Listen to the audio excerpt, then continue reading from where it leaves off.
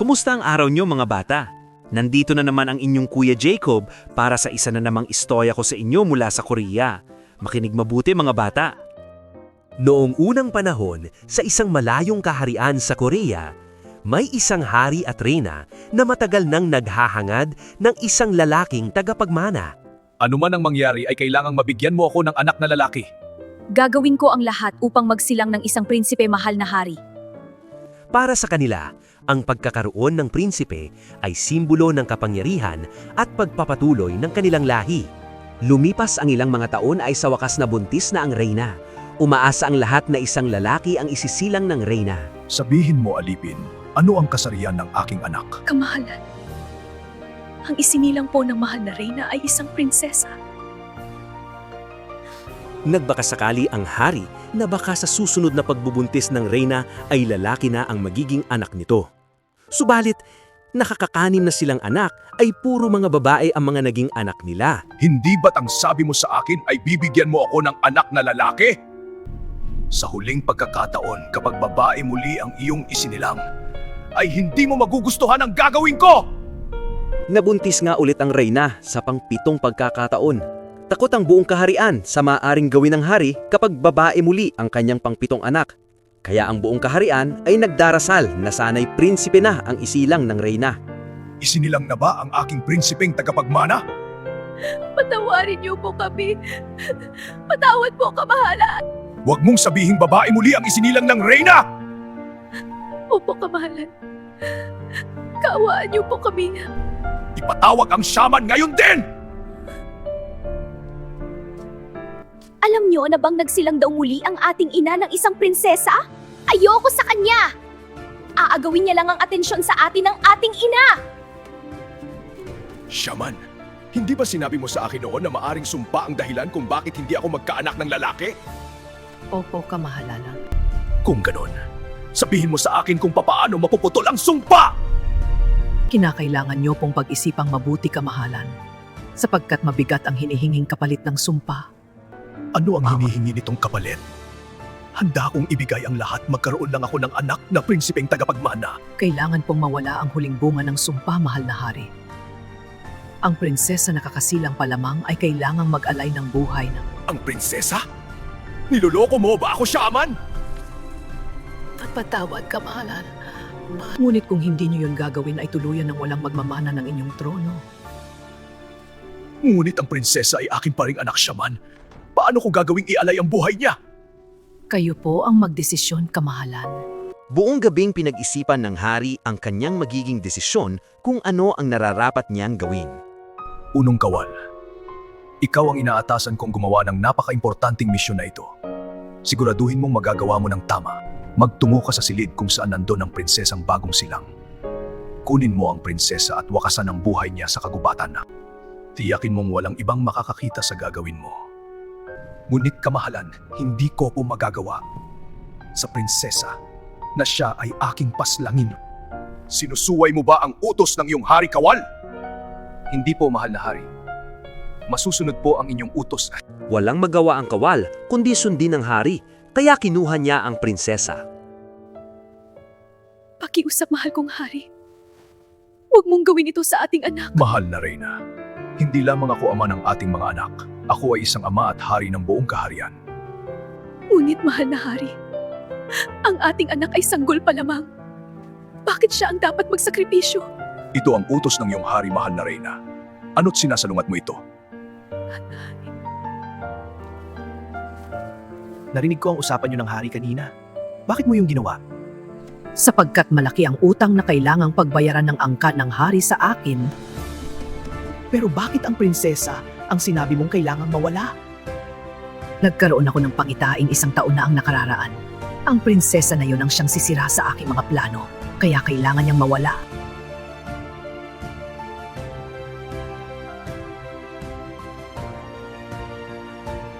Paano ko magagawang pumaslang ng batang walang muwang na gaya mo tulad ng utos sa akin ng hari? Patawad, mahal na prinsesa, pero bahala na ang tadhana at mga diwatang magpasya kung anong mangyayari sa iyo rito.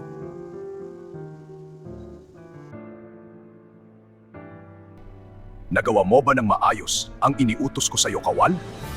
Opo, mahal na hari. Ang prinsesa ay pumanaw na. Nagawa ko na. Wala na ang aking anak. Siguro naman ay mapuputol na ngayon ang sumpa. Sigurado po ba kayong wala na talaga ang prinsesa? Pinagdududahan mo ba ang katapatan ng iyong hari? Hindi po, kamahalan. Sa kabilang banda naman, mayroong isang matandang babae ang naninirahan sa gubat. Mag-isa itong namumuhay sa kagubatan. Isang araw, sa paglalakad niya sa kagubatan, ay nakita niya ang basket na may lamang prinsesa. Anak ng hari at ng reyna. Prinsesa Bari ang ipinangalan sa iyo ng iyong ina. Kinuha nga ng matanda si Prinsesa Bari at isinama sa bahay niya. Inalagaan ng matanda at pinalaking puno ng pagmamahal at kabutihan ang prinsesa. Lumaking maganda, mapagmahal at may mabuting puso si Bari. Bagamat hindi nito alam ang tunay niyang pinagmulan, ay hindi nagkulang ang pagmamahal na natanggap niya mula sa matanda. Nararamdaman kong dalaga na ngayon ang prinsesa kaya kailangan ko siyang maunahan. Buhay ang prinsesa? Hindi ba't patay na ang prinsesa? Hindi namatay ang prinsesa. Mararamdaman ko kung patay na siya. Pero ang pinagtataka ko lang ay hindi ko matuntun kung nasaan siya. Gagawin ko ng balak ko bago pa siya makabalik. Luluha ng dugo ang buong palasyo, Bari Apo. Sa tingin ko, heto na ang tamang panahon para malaman mo ang katotohanan ng... Ano pong katotohanan yan, Lola? Yung tunay ko po bang mga magulang o yung pagiging diwata nyo? Alam mo pala ang lahat ng mga yan? Ano't wala kang sinasabi sa akin? Bakit hindi ka man lang nagtanong? Para saan pa, Lola, kung malaman ko ang tungkol sa mga magulang ko? Ikaw ang nag-iisang pamilyang meron ako na minahal at pinalaki ako. Bari Apo, galit ka ba sa mga tunay mong magulang? Hindi po, Lola. Wala po akong kahit anumang nararamdamang galit sa kanila. Lubos akong humahanga sa busilak ng iyong puso, Bari. Gusto mo bang makilala ang tunay mong mga magulang? Buhay pa po ba sila, Lola? Oo naman. Maghanda ka na at pupuntahan natin sila.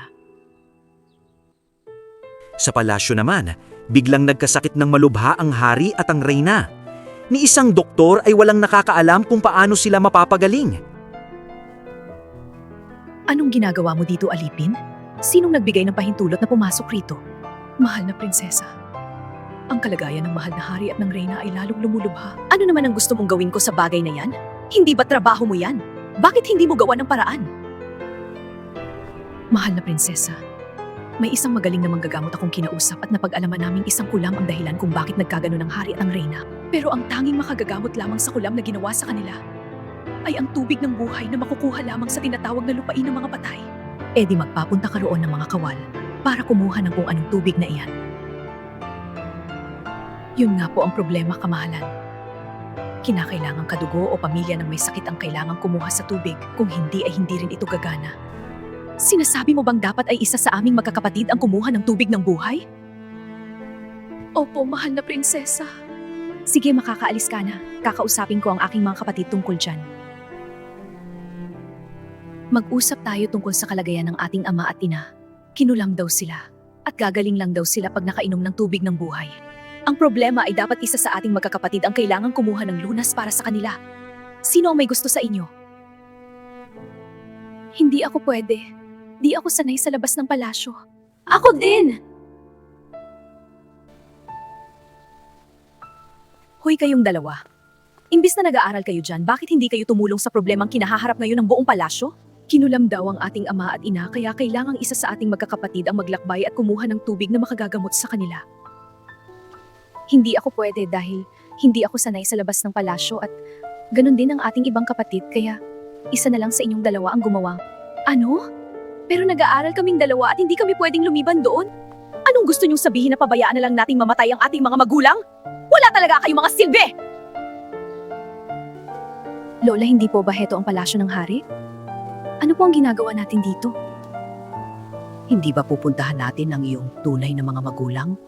Opo, Lola. Pero bakit dito po? Nandito po ba sila? Makikita mo mamaya, mahal kong prinsesa. Prinsesa? Sino pong prinsesa, Lola? Maiwan ka muna rito, Bari. Hintayin mo ako rito. Mayroon na akong sisilipin sandali. Opo, Lola. Paumanhin? Ngunit nandito ba ang mahal na hari at ang mahal na reyna? Nais ko sana silang makausap sandali. Pasensya na po kayo. Ngunit ang mahal na hari at ang reyna ay nasa silid pahingahan. Mayroon silang malubhang karamdaman. Mahal na prinsesa. Sino siya? Anong kailangan niya?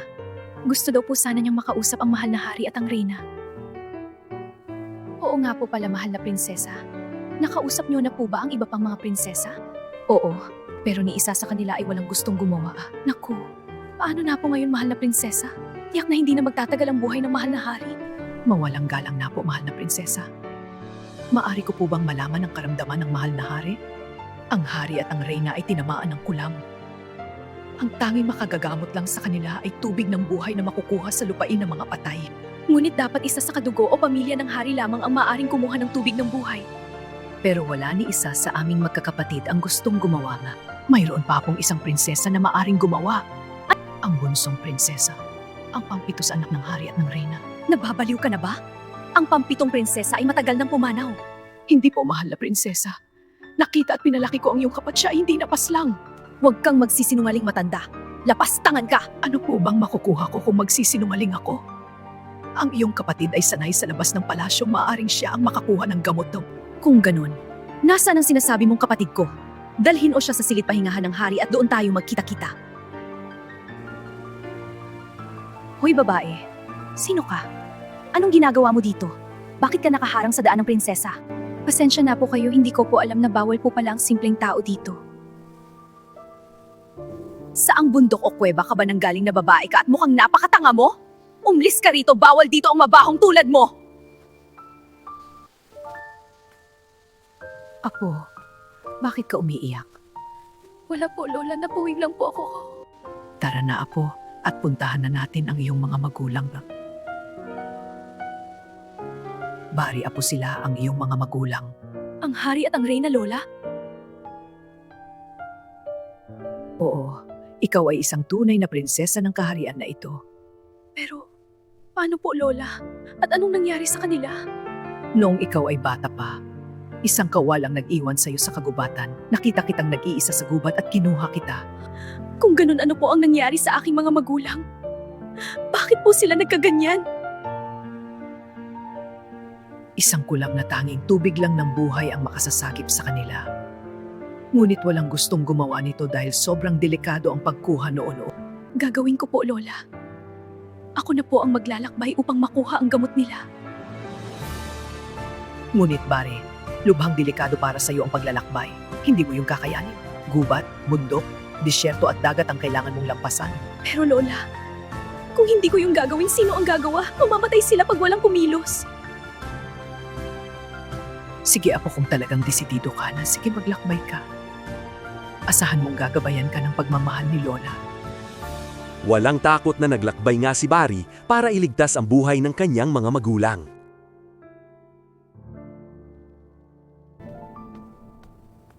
Totoo ba ang bulong-bulungan sa kaharian na bumalik na ang pampitong prinsesa? Bakit wala ka man lang ginawa? Hindi na naman na siya makakabalik dito. Paanong? Hindi. Nandito na nga raw siya. Hindi ba dapat matuwa ka na bumalik siya? Paano ako matutuwa? Niloloko mo ba ako? Bumalik siya para mamatay. Ano ba ang ibig mong sabihin? Diretsuhin mo na ako. Huwag kang ang tanga. Napakatanga mo talaga, si Bari ang maglalakbay para kumuha ng tubig ng buhay. Di kikilalanin siyang bayani ng buong kaharian. Hindi yun mangyayari sapagkat mayroong isang mabangis na higante ang nagbabantay sa tubig ng buhay. Tiyak pong mamamatay doon si Bari.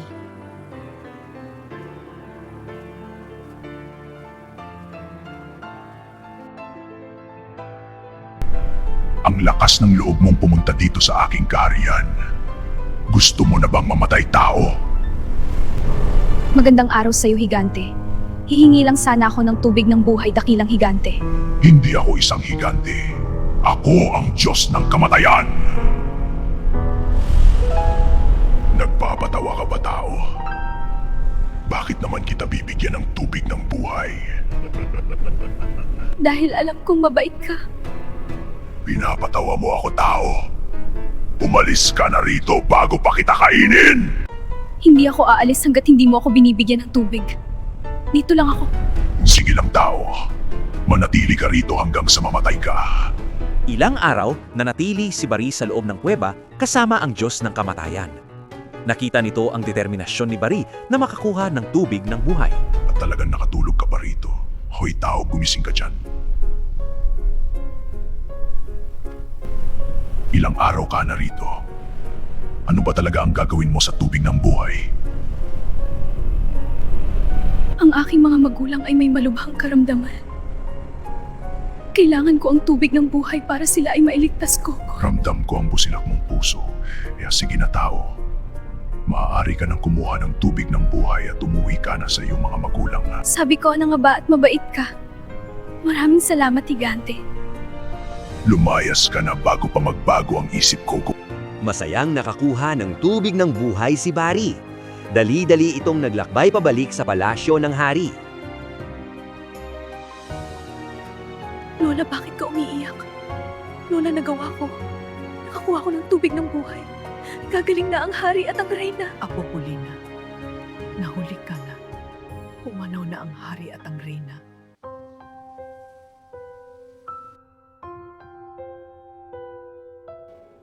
Lola, baka pwede pa silang painumin ng tubig ng buhay. Baka sakaling gumaling sila Hindi ko alam, Apo. Ang alam ko ay hindi nakakabuhay ng patay ang tubig na yun. Iyon ay nakakapagpagaling lang ng karamdaman. Pero susubukan ko po, Lola. Baka mabuhay ko pa sila. Hindi sila pwedeng mawala. Pinainom nga ni Bari ang tubig sa hari at reyna. Lumipas ang isang oras ay tila himalang nabuhay muli ang hari at reyna.